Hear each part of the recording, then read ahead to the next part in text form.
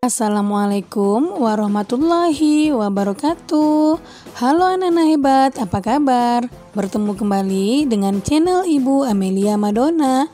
Kali ini kita belajar kelas 5, tema 1, organ gerak hewan dan manusia. Subtema 1, organ gerak hewan. Pembelajaran 3. Tonton sampai habis ya, jangan di-skip. Sebelum mulai belajar, mari kita berdoa dulu menurut agama dan kepercayaan kita masing-masing. Berdoa mulai. Berdoa selesai. Tujuan pembelajaran kita hari ini, yang pertama, dengan mengamati teks, siswa mampu mengidentifikasi sikap-sikap yang sesuai dengan nilai-nilai yang terkandung dalam sila Pancasila secara tepat. Yang kedua, dengan berdiskusi, siswa mampu menganalisa sikap-sikap yang sesuai dengan sila-sila Pancasila dengan percaya diri. Yang ketiga, dengan membaca teks, siswa menemukan contoh perubahan alam yang diakibatkan karena perilaku manusia secara benar. Yang keempat, dengan membaca dan menulis, siswa mampu menentukan ide pokok dari teks secara benar. Yang pertama, muatan PPKN KD 3.1 dan 4.1 mengidentifikasi nilai-nilai Pancasila dalam kehidupan sehari-hari. Selesai bermain, Pak Rudi mengajak Edo mengumpulkan air seni kelinci. Air seni kelinci tersebut oleh Pak Rudi disalurkan melalui saluran-saluran air dan dikumpulkan ke dalam satu wadah penampungan. Ih, bau sekali, Pak. Benar Edo, meskipun bau, tetapi air seni kelinci ini sangat baik digunakan sebagai bahan pupuk cair organik untuk tanaman. Sayuran akan tumbuh dengan subur dan tanaman bunga akan cepat berbunga. Edo, berikan sebagian air seni kelinci tersebut kepada Pak Eko ya. Kenapa air seni kelinci itu diberikan kepada Pak Eko? Kan sayang, Pak. Iya, tidak apa-apa Edo, kita harus saling membantu. Jika ada orang yang membutuhkan bantuan, kita harus secara ikhlas dan sukarela memberikan bantuan. Karena kita makhluk sosial, artinya tidak dapat hidup sendiri dan membutuhkan bantuan orang lain. Dan ingat, saling membantu dan tolong-menolong adalah bentuk dari pengamalan sila Pancasila juga loh. Benar sekali, Pak. Jika tidak salah, sila kemanusiaan yang adil dan beradab. Nilai-nilai yang terkandung dalam sila-sila Pancasila. Pancasila sebagai dasar negara Indonesia bukan lagi suatu hal yang baru bagi masyarakat Indonesia. Anak-anak hebat, apakah kamu tahu lambang negara kita? Ya, lambang negara kita adalah Garuda Pancasila. Nah, di dalam lambang burung Garuda tersebut juga terdapat 5 buah ruang di dalam perisai yang merupakan simbol-simbol dasar negara Pancasila, yaitu bintang, rantai, pohon beringin, kepala banteng, dan padi dan kapas. Setiap lambang sila Pancasila yang terdapat dalam burung Garuda mempunyai makna masing-masing. Mari kita pelajari satu persatu ya. Nah, kita mulai dari sila pertama yang berbunyi ketuhanan yang Maha Esa, dilambangkan dengan gambar bintang. Contoh sikap yang sesuai dengan penerapan sila pertama antara lain: beriman kepada Tuhan Yang Maha Esa sesuai dengan agama dan keyakinan yang dianutnya. Yang kedua, bersyukur kepada Tuhan Yang Maha Esa. Yang ketiga, menghormati agama orang lain. Yang keempat, tidak memaksakan agama kepada orang lain. Yang kelima, hormat menghormati dan saling bekerja sama antar pemeluk agama. Kemudian yang keenam, rajin beribadah dan berdoa sebelum dan sesudah makan. Itulah contoh-contoh pengamalan dari sila pertama. Kita lanjutkan sila kedua yang berbunyi kemanusiaan yang adil dan beradab, dilambangkan dengan gambar rantai.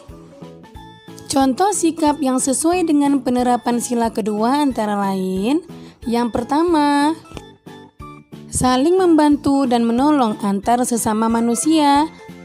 Misalnya, membantu korban bencana alam dan juga menolong teman atau adik yang jatuh dari sepeda. Yang kedua, tidak membeda-bedakan teman dalam bergaul. Yang ketiga, bersikap sopan kepada orang tua. Yang keempat, saling mencintai sesama manusia. Yang kelima, mengembangkan sikap tenggang rasa. Dan yang keenam, menjenguk teman atau orang yang sedang sakit. Itulah contoh-contoh sikap yang sesuai dengan penerapan sila kedua. Sekarang kita lanjutkan sila ketiga yang berbunyi Persatuan Indonesia. Nah, lambang sila ketiga adalah pohon beringin. Contoh sikap yang sesuai dengan penerapan sila ketiga antara lain, yang pertama, cinta tanah air dan bangsa. Yang kedua, bangga sebagai bangsa Indonesia. Yang ketiga, mencintai dan bangga menggunakan barang buatan Indonesia. Yang keempat, mempelajari kesenian dari daerah lain. Yang kelima, gotong royong atau kerja bakti. Yang keenam, mengikuti upacara bendera dengan hikmat. Kemudian yang ketujuh, berteman tidak membeda-bedakan suku dan agama. Dan yang terakhir, bermain dengan rukun bersama teman.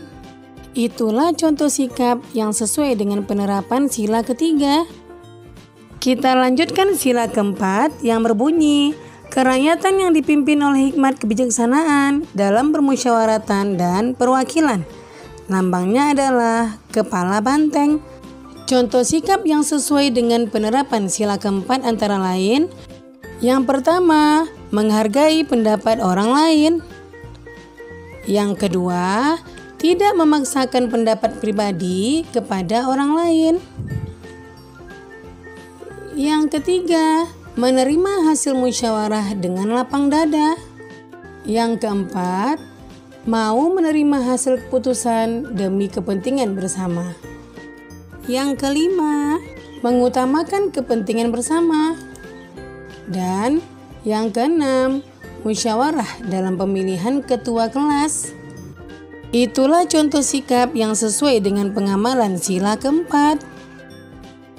Kemudian sila kelima berbunyi keadilan sosial bagi seluruh rakyat Indonesia.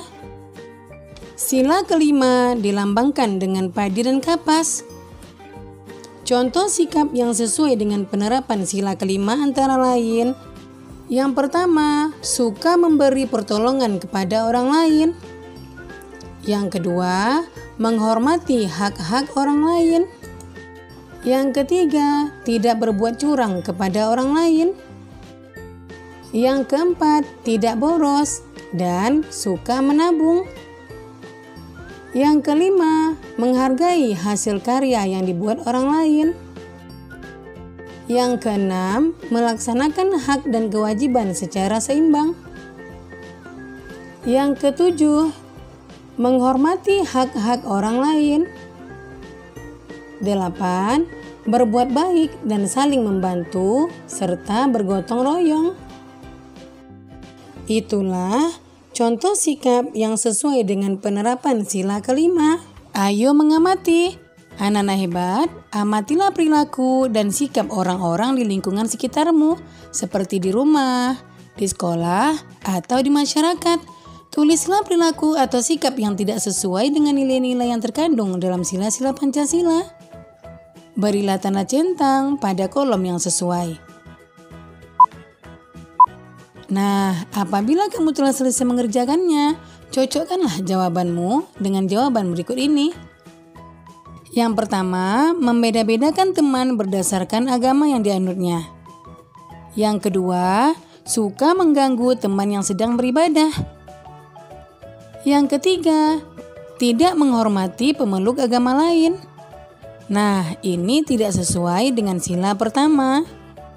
Kemudian sikap kedua, perilaku atau sikap bersifat egois, suka menyendiri, tidak mau menolong orang lain. Nah, ini tidak sesuai dengan sila kedua. Kemudian yang ketiga, perilaku atau sikap tidak mau bergotong royong. Kemudian, tidak mencintai produk dalam negeri. Ini tidak sesuai dengan sila ketiga. Yang keempat, perilaku atau sikap tidak mau menghargai pendapat orang lain dan tidak mau menerima pendapat orang lain. Nah, sikap ini tidak sesuai dengan sila keempat. Kemudian yang kelima, perilaku atau sikapnya lebih mementingkan kepentingan individu di atas kepentingan golongan. Kemudian bersikap boros. Nah, perilaku ini tidak sesuai dengan sila kelima. Itulah contoh-contoh perilaku atau sikap yang tidak sesuai dengan sila pertama sampai dengan sila kelima. Anak-anak hebat, kamu juga punya jawaban sendiri bukan? Yang kedua, muatan IPS KD 3.1 dan 4.1 mengidentifikasi karakteristik geografis Indonesia sebagai negara kepulauan atau maritim dan agraris, serta pengaruhnya terhadap kehidupan ekonomi, sosial, budaya, komunikasi, serta transportasi.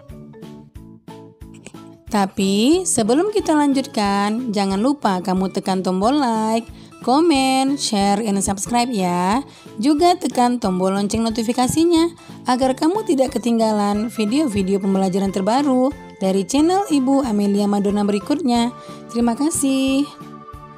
Anak-anak hebat, perhatikan peta kondisi geografis negara Indonesia berikut. Sebelah timur berbatasan dengan Samudra Pasifik dan Papua Nugini. Sebelah utara berbatasan dengan Selat Malaka, Laut Andaman, Laut Tiongkok Selatan, Laut Sulawesi, Samudra Pasifik, dan Malaysia Timur. Kemudian sebelah barat berbatasan dengan Samudra Hindia. Sebelah selatan berbatasan dengan Australia, Samudra Hindia, Laut Timur, dan Laut Arafuru. Anak-anak hebat, tahukah kamu pengertian dari letak astronomis, garis lintang, dan garis bujur? Nah, letak astronomis adalah letak suatu wilayah yang dilihat dari posisinya di garis lintang dan garis bujur. Garis lintang adalah garis khayal yang melingkar secara mendatar di permukaan bumi. Garis bujur adalah garis yang menghubungkan kutub utara dan kutub selatan. Letak astronomis Indonesia adalah di antara 6 derajat lintang utara sampai 11 derajat lintang selatan dan 95 derajat bujur timur sampai 141 derajat bujur timur. Yang ketiga, muatan bahasa Indonesia KD 3.1 dan 4.1 menentukan pokok pikiran dalam teks lisan dan tulis. Ayo mencoba. Setelah mengetahui luas dan letak wilayah negara Indonesia, sekarang giliranmu untuk mengetahui luas dan letak wilayah tempat tinggalmu. Gambarkan ke dalam sebuah peta sederhana. Untuk mendapatkan data dan informasi yang akurat, kamu bisa melakukan pengamatan langsung dan bertanya kepada para pengurus RT, RW, atau tokoh masyarakat di wilayah tempat tinggalmu. Nah, adapun yang harus kamu tampilkan pada peta adalah sebagai berikut. Yang pertama, pertegas posisi rumahmu. Yang kedua, batas-batas RT. Yang ketiga, rumah. Yang keempat, jalan. Yang kelima, ladang, kebun, sawah, bukit atau hutan. Dan yang keenam, sungai atau aliran air. Anak hebat, Harus semangat ya. Ayo menulis. Mengenali wilayah tempat tinggal kita akan menjadikan kita lebih mencintai lingkungan tempat tinggal kita. Bagaimana dengan kamu? Seberapa kenalkah kamu terhadap lingkungan tempat tinggalmu? Agar semakin mengenal lingkunganmu, buatlah cerita singkat berdasarkan peta wilayah yang telah kamu buat. Bacakan ceritamu di depan teman-temanmu. Pada saat salah seorang temanmu bercerita tentang wilayah tempat tinggalnya, dengarkan dengan seksama dan temukan ide-ide pokok ceritanya. Tuliskan hasilnya pada kolom berikut. Anak-anak hebat, seperti yang telah dijelaskan sebelumnya, ide pokok merupakan inti atau dasar permasalahan dari suatu paragraf atau teks.